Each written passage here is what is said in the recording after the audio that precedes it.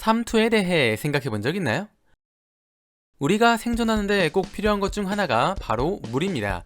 인간은 신체의 60에서 70%가 물로 이루어져 있기 때문에 물 없이는 3일밖에 생존할 수 없어 물을 충분히 마셔 수분을 보충하는 것이 아주 중요하다고 할 수 있습니다.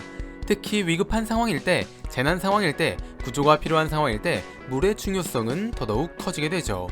그렇다면 만약 바다에서 사고를 당해 구조가 필요한 상황이 됐을 때 수분을 보충하기 위해 바닷물을 마시는 건 괜찮은 행동일까요?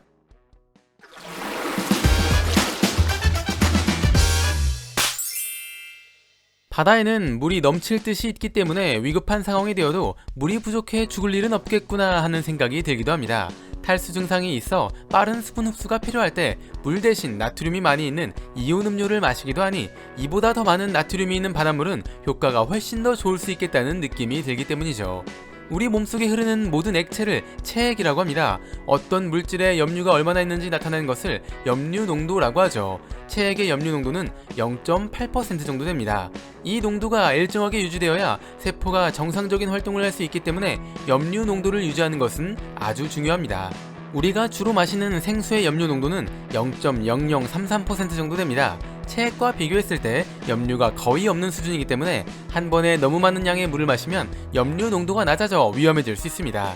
이온 음료의 염류 농도는 0.05% 정도 됩니다. 이온 음료는 전해질이 풍부하기도 하고 물보다 수분 흡수가 더 빠르기 때문에 탈수가 있을 때 물 대신 이온 음료를 마시는 것입니다.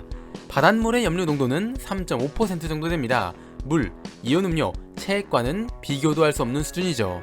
서로 다른 농도를 가진 두 개의 용액이 있을 때 농도가 낮은 쪽에서 농도가 높은 쪽으로 용매가 이동하는 현상을 삼투라고 합니다. 바닷물을 마시면 체액보다 훨씬 더 높은 염류 농도를 가진 액체가 몸속으로 들어옵니다. 염류는 혈액 속에 녹아들게 되고 혈액의 염류 농도가 높아지게 됩니다. 그럼 혈액과 세포 사이에 농도 차이가 발생하게 되고 삼투 현상이 일어나 세포가 가지고 있는 수분이 혈액으로 이동합니다. 수분을 빼앗긴 세포는 쪼그라들어 정상적인 활동을 하지 못하게 됩니다. 그러면서 심한 갈증과 함께 구토, 두통, 경련 같은 증상이 나타날 수 있으며 의식이 흐려지기도 합니다. 혈액의 염류 농도가 높으면 콩팥은 이것을 조절하기 위해 몸 안에 있는 수분을 짜내고 짜내 나트륨과 합쳐 오줌으로 배출시킵니다. 안 그래도 수분이 부족한 상황인데 오줌까지 싸게 되면 몸 안의 수분이 더더욱 부족해지겠죠. 즉 수분이 부족한 상황일 때 바닷물을 마시는 건 수분을 보충하는 것이 아니라 오히려 더 잃게 하는 행동, 탈수를 더 가속화시키는 행동이라고 할 수 있습니다. 그렇기 때문에 바다에 표류되거나 위급한 상황이 생겼을 때 빠르고 정확하게 구조 요청을 하는 것이 중요합니다. 바다에서는 내 위치를 알기도 어렵지만 아파트, 상가, 도로와 같이 건물이나 이정표가 없어서 내 위치를 남에게 알려주는 것도 쉽지 않습니다. 하지만 해양수산부에서 만든 애플리케이션인 해로드를 이용하면 빠르고 정확하게 구조 요청을 할 수 있습니다.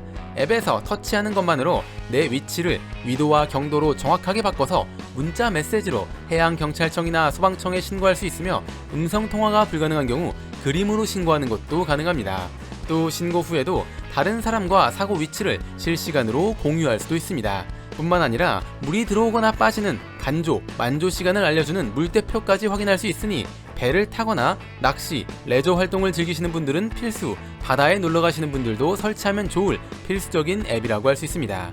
해로드는 2014년 8월 첫 서비스를 시작했는데 그때부터 지금까지 2,600명 이상의 소중한 생명을 구조하는 데 기여했으며 다양한 해양 안전 정보를 제공하기 위해 지속적으로 업데이트하고 있습니다.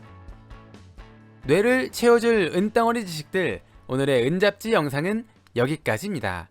시청해주셔서 감사합니다.